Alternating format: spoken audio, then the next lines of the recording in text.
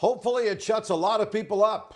Fiery McDavid's comments after Skinner put up back-to-back shutouts to clinch a berth in the Western Conference Final. So, Marty, now it's Skinner versus Oettinger in the third round. Of the Final Four goalies, Skinner's numbers are by far the worst. The only one left with a sub-900 save percentage and a losing record. Marty, does Skinner have what it takes to quiet the critics yet again? Well, Stuart Skinner doesn't have to be better than Jake Oettinger, and I think that would be a tough ask. But Stuart Skinner in the last couple of games, and I know those were both shutouts, but the way that he played, the way that he trusted his positioning and his size, that is what I need to see out of Stuart Skinner to think that, well, he can quiet some of the critics from where he was early in the LA series and now where he can be in the conference finals and hoping to take his team to a second straight Stanley Cup final. So when you think of Stuart Skinner, for me, it's about, is he in the blue paint? And if he is in the blue paint, then he's able to recover laterally. In the first round against LA, he was out on top of his crease, wasn't able to recover. He got beat a lot around him on rebounds, on second plays, on off the back wall rebound. He's not Shesterkin or Vasilevsky. He doesn't have that same athleticism and speed in the crease. But he's big and he's got long legs and long arms. So if he's a little deeper and he trusts his positioning like he did in the last couple of games against Vegas, then all of a sudden he can still recover on rebounds and on deflections and plays around the net. So I think that's the biggest thing. Can the Oilers help him in that way? Yes, because straight on, he's hard to beat. And, you know, if they really back him up, he's going to be better. Now, he's given up bad goals here and there. And I think that's the one thing he's got to avoid, because that doesn't just affect Stuart Skinner. That affects the Oilers, the whole team. When Skinner starts giving up bad goals, everybody's shoulders and arms kind of go down. So that's the biggest thing. But for me, it's all about positioning. If he's out on top of his crease, big question mark. If he's inside the blue paint and trusts his size, he should be fine.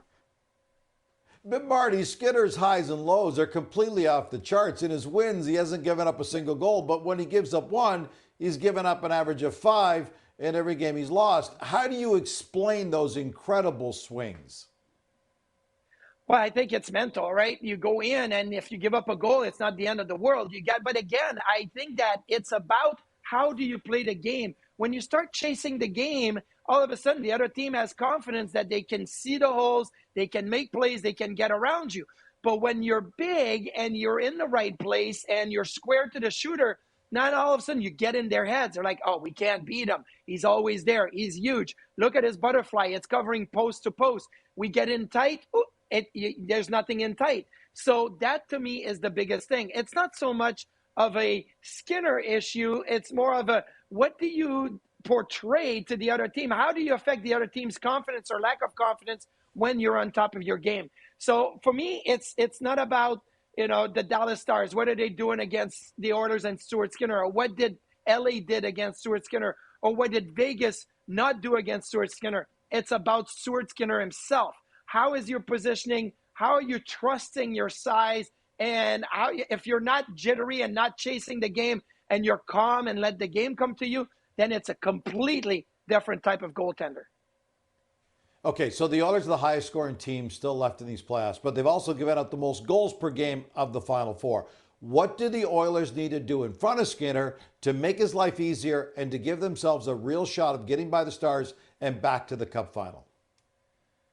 Well, they got to protect the backside. And the way that I say it is that you don't want, if a guy's loose and coming straight on Stuart Skinner, he's going to have that. Like, he's going to lock in on the shooter. He's going to have that. If you overcompensate and you come over and you try to do his job along with yours, then all of a sudden the pass is going back door. I think that the structure defensively of the Oilers is going to be really important. Not trying to do somebody else's job. And in that case, not trying to do Stuart Skinner's job. He is going to be fine. But once one domino falls, all of a sudden it keeps falling and keeps falling, and then goals are going to start happening. And I think that the Dallas Stars, when you look at their top guys, the Roope Hintz and Mikko Rantanen and Granlund, the way that they've played, they move the puck really well. And they see where the holes are. So if the Oilers start chasing, which will lead to Stuart Skinner chasing the game, then it's going to be tap-in goals here, there, the wide open net goals, and the Oilers are going to be in trouble. But if the Oilers stay inside their structure, and maybe they have to be even more conservative in their structure playing the Dallas Stars, then all of a sudden it helps Stuart Skinner because he's looking in front of him. He sees that everybody's comfortable, everybody's calm, and he's going to remain calm, and he's not going to be chasing either. So in front of Stuart Skinner is going to dictate how Stuart Skinner is going to play. And I think the more structured you are in front of him, the better he'll be. Got to talk about the guy at the other end of the ice. Jake Oettinger said that other than winning the Stanley Cup, earning the starting job for Team USA at next year's Olympics is his number one goal right now. He clearly outdueled Connor Hellebuck. Does that motivation and level of confidence make Oettinger that much more dangerous against the Oilers? Well, it's funny because when you look at all the goalies left in the Stanley Cup playoffs, Freddie Anderson's playing unbelievable. Sergei Bobrovsky is playing unbelievable. And Jake Oettinger is also playing unbelievable, but he'd probably be third on the list. And I think that's also something that Jake Oettinger could use, right? He can say, I want to be the starter in the Olympics for Team USA next year. I want to win a cup. I want to be the best goalie in the playoffs left. And this Western Conference Finals will help him get to that if he plays well. Here's the biggest thing. If you are the Oilers, you know that Jake Oettinger is very, very athletic. He moves well.